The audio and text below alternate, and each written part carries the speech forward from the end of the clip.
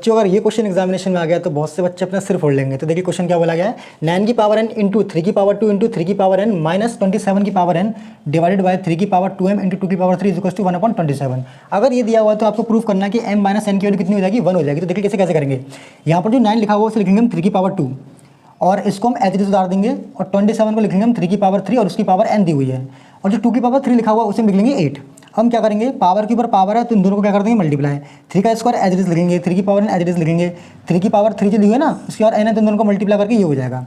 नीचे जो लिखा है उसको हम एज इट इज लिख देंगे। अब ध्यान से देखिए यहाँ पर 3 की पावर 2 है ना, यहाँ पर 3 की पावर n है, बेस सेम होगा तो पावर जुड़ जाएंगी तो 2n और n कितना हो जाएगा 3n और 3 की पावर 2 जो है वो हो जाएगी 9 और माइनस 3 की पावर n को एज इट इज लिख देंगे। नीचे जो लिखा हुआ उसको एज इट इज लिख देंगे और इसको हम क्या लिख लेंगे, 3 की पावर जो ऊपर जाएगी तो 3 की पावर -3 हो जाएगी इस तरीके से। अब ध्यान से देखिए अगर मैं यहाँ से 3 की पावर n कॉमन लूँगा तो यहाँ क्या बचेगा 9 - 1, तो क्या बचेगा 9 - 1,